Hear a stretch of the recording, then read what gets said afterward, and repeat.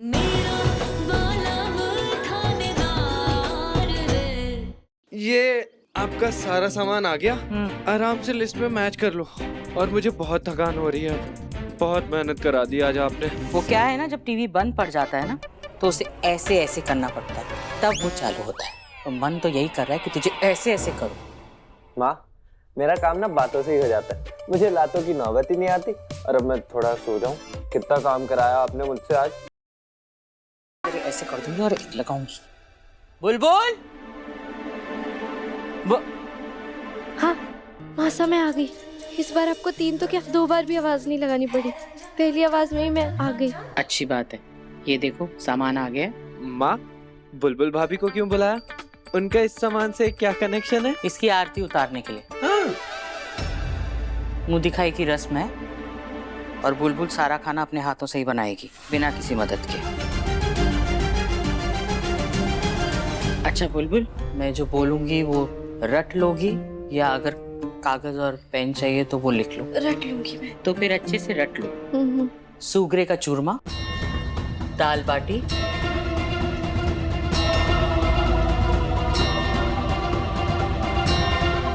सब बना लोगी ना? सब बना लूंगी। समय से पहले बना लूंगी। वो क्या है ना कि इससे पहले जब भी घर में कोई बड़ा फंक्शन हुआ है, खाना हमेशा मैंने अपने हाथों से बनाया है। और मेरे हाथों का खाना खाकर सबने बहुत तारीफ की है। माँ अन्नपूर्णा का वास होता है उस घर में, जहाँ लोग खाना खाकर और खुश होकर वापस अपने घर जाते हैं। मैं चाहती हूँ कि वो आशीर्वाद वो तुम्हें भी देकर जाए। आज इस परिवार का मान और सम्मान सब तुम्हारे हाथों में है बुलबुल। और मान सम्मान को ठेस नहीं पहुंचनी चाहिए, कोई भी गड़बड़ नहीं होनी चाहिए बुलबुल। नहीं होगी ना? नहीं होगी। गड़बड़ तो आज होनी होगी मासा।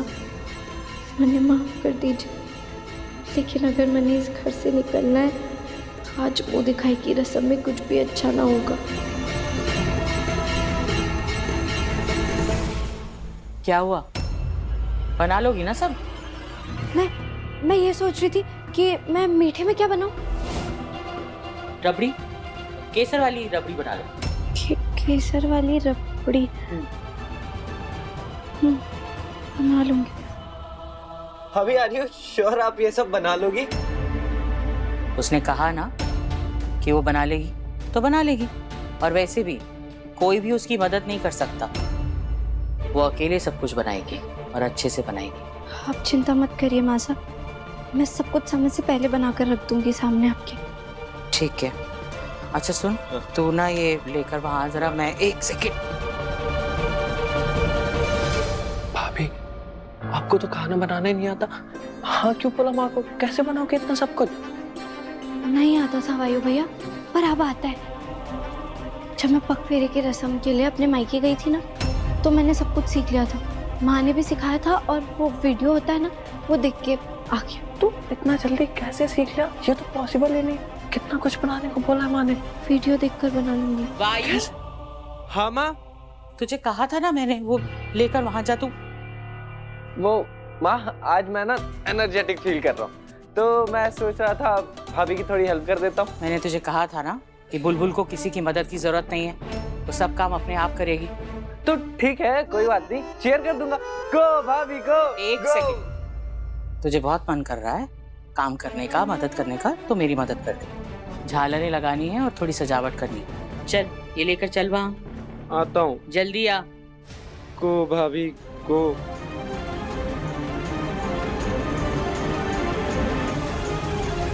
वही तो करना है वायु भैया, को करना है अपने आप को इस घर से। अलादीन अधूरा बिना चिराग के जिन, बुलबुल धारा सासरे में आज आखिरी दिन। आज हमारे परिवार के पूरा होके खुश होने का पहला दिन है। बिल्कुल ठीक कह रहे हो पापा। आज फाइनली मुझे लग रहा है कि इस घर में खुशियां वापस आ गई। देख भाई, कोई माने कि न माने, मैं तो यही मानूं कि बुलबुल बिंदनी के कदम इस घर के लिए शुभ है। अब तू ही देख ले, 3 साल, पिछले 3 साल से थारी माँ कोमा में थी। हमने तो वापस आने की उम्मीद तक छोड़ दी थी, और अब देख बुलबुल बिंदनी बन के क्या आ गई घर में। बड़ी खुशियां लौटाई, हमारा परिवार पूरा हो गया। हमारा तो ये दावा है। कि जब तक बुलबुल बिंदनी इस घर में रहेगी हमारे घर की खुशियां कटे भी ना जा सके। पापा मैं मानता हूँ कि आप ठीक कह रहे हैं, लेकिन इतने समय के बाद आज घर में इतना बड़ा फंक्शन है, आप देख रहे हैं ना, माँ के लिए हर छोटी छोटी चीज कितनी जरूरी है। आई जस्ट होप कि बुलबुल आज कोई गलती ना करे।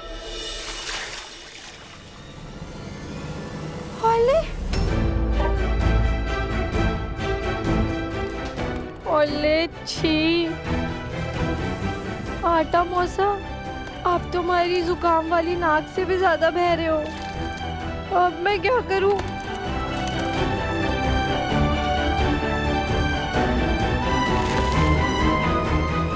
अब आटा ज्यादा डाल दिया।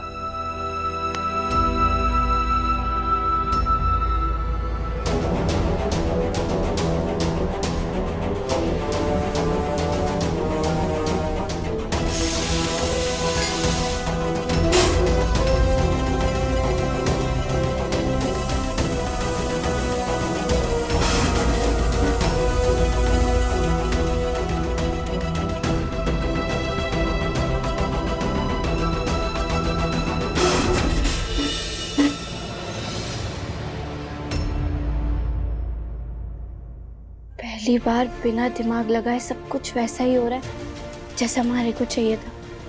ये खाना चक्कर मेहमान मारे को शगुन नहीं, ताने देंगे।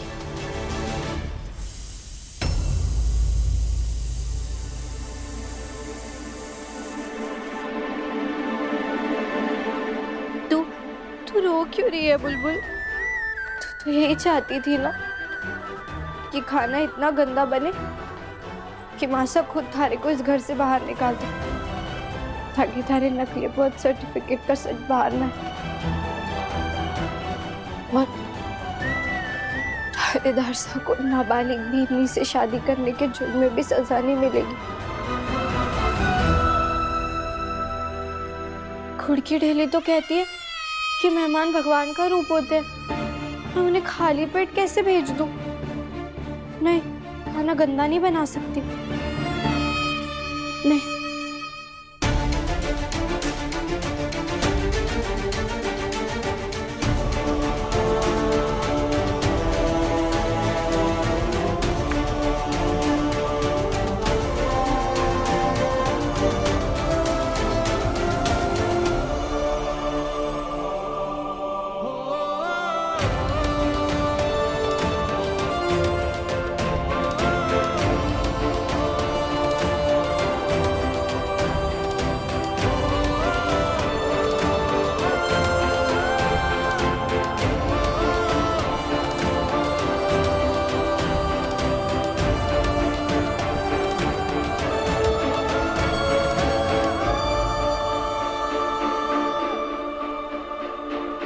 अरे इसमें तो मेवे ही नहीं डाले।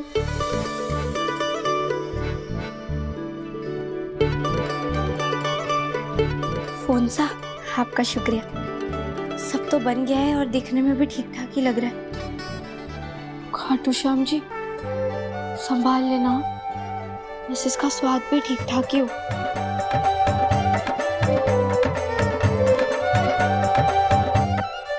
तुम्हारी गुड़ की ढेली जितना स्वादिष्ट तो नहीं है, पर ठीक ठाक के बनाया तुमने।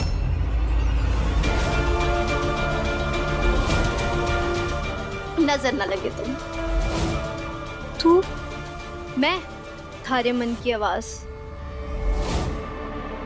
अरे तू मन्ने छोड़, तू पहले ये बता कि तू तो खराब खाना बनाने वाली थी ना, ताकि थारी सासू माँ थारे को खुद सासरे से निकाल दे।